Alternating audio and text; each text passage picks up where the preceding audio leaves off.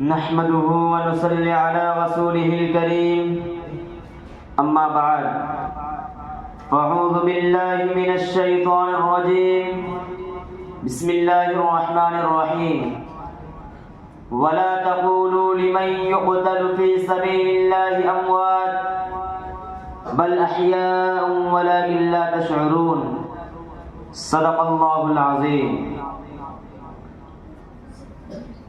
سارے جہاں سے اچھا ہندوستاں ہمارا، سارے جہاں سے اچھا ہندوستاں ہمارا، ہم بلبلے ہیں اس کی یہ گلستاں ہمارا. صدر محترم، اسٹیج پر بیٹھے ہوئے علماء کرام و مہمانان اعزام، معزز سامعین کرام، آج میری تقریر کا موضوع جنگ آزادی میں مجاہدین آزادی کی سرفراشانہ کوشش اور ان کی قربانیاں ہے. ملت اسلامیہ کے نوجوانوں آزادی کے تعلق سے اپنے والہانہ جذبات کا اظہار اور مجاہدین آزادی کی سرفراشانہ جد و جہد اور ان کی قربانیوں کو یاد رکھنا حب الوطنی اور وطن دوستی کا تقاضا ہے. آزادی کی جد و جہد میں جس طرح مذہب و ملت کے امتیاز کے بغیر ملک کے انصاف پسند اور محب وطن شہریوں نے اپنی متحدہ قوت اور جوش و جذبات کا مظاہرہ کیا، وہ ملک کا ایک قیمتی سرمایہ ہے. ملت اسلامیہ کے غیور نوجوانوں، یہ آزادی ایسے ہی نہیں ملی. وطن عزیز ہندوستان کو آزادی دلانے کے لیے ہمارے اسلاف نے زبردست قربانیوں کا نذرانہ پیش کیا، جان و مال کی قربانیاں دی، تحریکیں چلائی، پھانسی کے پھندوں کو جرأت و حوصلے کے ساتھ بخوشی گلے لگایا، قید و بند کی مشقتیں جھیلی اور حصول آزادی کی خاطر میدان جنگ میں نکل پڑے. بالآخر غیر ملکی انگریز ملک سے نکل جانے پر مجبور ہوئے. غیر ملکی حکمرانوں نے اپنے اقتدار کو قائم رکھنے کے لیے طرح طرح کی چالیں چلی، تدبیریں کی، رشوتیں دی، لالچ دیے، پھوٹ ڈالو اور حکومت کرو کا اصول بڑے پیمانے پر اختیار کیا. فرقہ وارانہ اختلافات پیدا کیے، حقائق کو توڑ مڑوڑ کر پیش کیا، آپس میں غلط فہمیاں پھیلائی، تاریخ کو مسخ کیا. ہندوستان کے معصوم باشندوں پر ظلم و ستم کے پہاڑ توڑے اور ناحق لوگوں کو تختہ ادار پر لٹکایا. ہندوستانیوں پر ناحق گولیاں چلائی، چلتی ریلوں پر سے اٹھا کر باہر پھینکا، مگر ان کے ظلم و ستم کو روکنے، عورتوں کے غلامی کو گردنوں سے نکالنے کے لیے بہادر مجاہدین آزادی نے ان کا ڈٹ کر مقابلہ کیا اور ملک کو آزاد کر کے ہی اطمینان کا سانس لیا.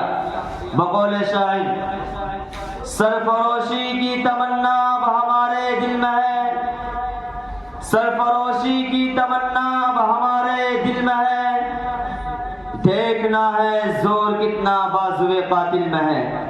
آئیے ایک نظر تحریک آزادی کی تاریخ پر ڈالتے چلے تاکہ معلوم ہو کہ ہم مسلمانوں نے وطن عزیز کو آزاد کرنے میں کیا کردار ادا کیا اور ملک کو ظالم انگریزوں سے چھڑانے میں کیا رول نبھایا. برادران وطن، حقیقت یہ ہے کہ ملک کی جنگ آزادی میں علماء کا جو روشن کردار رہا ہے اسے تقریباً فراموش کیا جا چکا ہے، جبکہ تاریخی سچائی یہ ہے کہ ہندوستان کی آزادی کی تحریک علماء اور مسلمانوں نے شروع کی تھی اور یہاں کے عوام کو آزادی کی نعمت سے سرفراز فرمایا. ہندوستان کے بے شمار لوگ یہ سمجھتے ہیں کہ ملک کی پہلی آزادی کی لڑائی 1857 میں لڑی گئی تھی، لیکن یہ بات اپنی تاریخ اور اپنے بزرگوں کی قربانی سے لا علمی پر مبنی ہے. آزادی کی پہلی لڑائی 1754 میں علی وردی خان نے لڑی. 1757 میں نواب سراج الدولہ نے انگریزوں کو شکست دینے کی کوشش کی، لیکن اپنے وزیر میر جعفر کی غداری کی وجہ سے پلاسی کے مقام میں وہ شکست کھا گئے. پھر 1799 میں ٹیپو سلطان نے سرنگا پٹنم میں ایسٹ انڈیا کمپنی کے خلاف لڑتے ہوئے معرکے میں شہید ہو گئے. ان سب کی شہادت اور ہزاروں افراد کے قتل کے بعد ملک میں برطانوی اثرات بڑھتے چلے گئے. اسی زمانے میں بڑی تعداد نے مدارس کو تباہ کیا.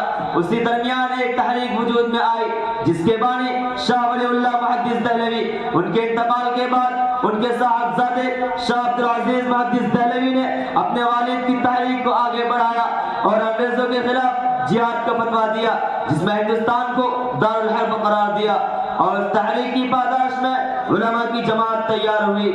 عزیزان محترم، داستان حریت بڑی دلدوز ہے، مختصراً احاطہ کرنے کی کوشش کرتا ہوں۔ شاہ عبدالعزیز کے فتوے کی روشنی میں علماء کھڑے ہوئے، سید احمد شہید اور شاہ اسماعیل شہید آگے بڑھے، پورے ملک کا دورہ کر کے قوم کو جگایا اور ہر طرف آزادی کی آگ لگا دی۔ ہندوستان کے تمام مذاہب کے ماننے والوں نے ایک ساتھ مل کر انگریزوں کے خلاف تحریکیں چلائی۔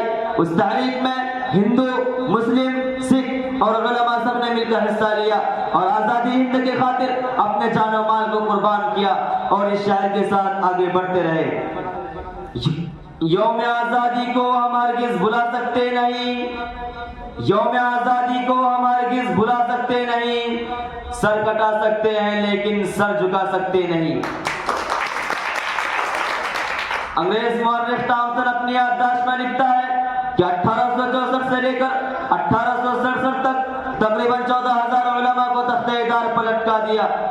کسی شاعر نے کیا خوب کہا ہے، جب گلستاں کو خوں کی ضرورت پڑی تو سب سے پہلے ہماری ہی گردن کٹی، جب گلستاں کو خوں کی ضرورت پڑی تو سب سے پہلے ہماری ہی گردن کٹی، پھر بھی کہتے ہیں ہم سے یہ اہل چمن، یہ چمن ہمارا ہے تمہارا نہیں۔ ہم کیسے بھول جائیں، ہم کیسے اپنے شہیدوں کی قربانیوں کو نظر انداز کریں۔ اے میسور کی دھرتی، اے بالا کوٹ کی پہاڑی، اے شاملی کے میدان، اے دہلی کے چاندنی چوک، اے پٹنہ و بکسر کی سرزمین، تیری تاریخ طویل ہے لیکن آج بھی وہ خون کی ہولیاں ہمیں یاد ہے۔ بچوں کے یتیم ہونے کے قصے آج بھی سنتے ہیں۔ بقول شاعر، معصوم تڑپتے ہوئے بچوں کی وہ آہیں، معصوم تڑپتے ہوئے بچوں کی وہ آہیں، برماتی ہوئی روح کی دلدوز کراہیں، رہ رہ کے ملک کی طرف اٹھتی تھی نگاہیں، رہ رہ کے ملک کی طرف اٹھتی تھی نگاہیں، ہر اہل وطن ڈھونڈتا پھرتا تھا پناہیں۔ عزیزان ملت، اگر یوں کہوں کہ علماء کے خون سے سرزمین ہند کو دھویا گیا تو مبالغہ نہ ہوگا۔ کہیں سید احمد شہید اپنے خون کا نذرانہ پیش کرتے دکھائی دیں گے تو کسی محاذ پر شاہ اسماعیل شہید اپنے خون سے بالا کوٹ کے پہاڑوں کو رنگین کرتے دکھائی دیں گے۔ کہیں حاجی امداد اللہ مہاجر مکی اور حافظ ضامن شہید سرخر ہوتے دکھائی دیں گے۔ مختصر یہ، اگر تحریک ریشمی روال نہ چلتی، تحریک بالا کوٹ نہ چلتی، تحریک پلاتنا سوار نہ چلتی، تحریک ترک موالات نہ چلتی تو آزادی ایک خواب رہ جاتا۔ برادران اسلام، صدیوں کی غلامی کے بعد 15 اگست 1947 کو ملک آزاد ہو گیا۔ ہندوستان میں رہنے والے شہریوں نے قربانیاں پیش کی۔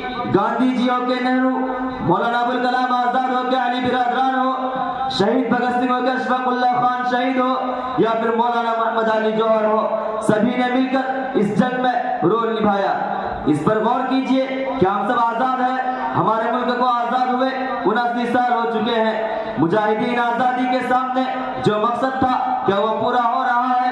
لیکن افسوس، جس آزادی کے لیے لاکھوں جوانوں نے اپنی جانیں قربان کی، لیکن آج ایسا لگتا ہے کہ آزادی کی تاریخ کو مسخ کیا جا رہا ہے۔ آزادی کے ساتھ دہائیوں کے بعد بھی ہندوستان میں بے شمار طرح طرح کے مسائل ہیں۔ غریب عوام کو آج تک اپنے بنیادی مسائل سے آزادی نہیں ملی۔ برسر اقتدار طبقہ یا تعصب کے آڑے لگانے والے لوگ آزاد ہندوستان کی تاریخ کو گندا کر رہے ہیں اور مسلمان مجاہدین آزادی کے رول کو بتدریج تاریخ سے حذف کیا جا رہا ہے۔ ایسے حالات میں ہمارے اوپر یہ ذمہ داریاں عائد ہوتی ہیں کہ ہم آزادی کے جشن پورے جوش و خروش کے ساتھ منائیں۔ اگر میں یہ کہوں تو غلط نہ ہوگا کہ آزادی کے حقیقی معنی اس وقت تک پورے ہو سکتے ہیں جب ہم ملک کے عوام کو ان کے مسائل سے راحت دلائیں گے، جب ہندوستان جیسے عظیم ملک سے فرقہ پرستی کا خاتمہ کیا جائے گا، سماج کے تمام طبقات کے ساتھ یکساں سلوک کیا جائے گا، تو یاد رکھیں ہم آزادی کی ثمرات سے محروم نہیں رہیں گے۔ میں اپنی بات کو زیادہ طویل نہ کرتے ہوئے اس شعر پر ختم کرتا ہوں۔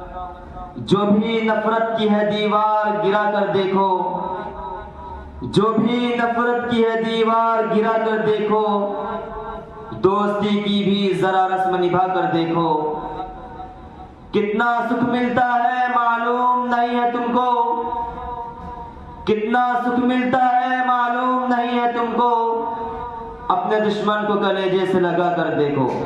وآخر دعوانا الحمدللہ رب العالمین۔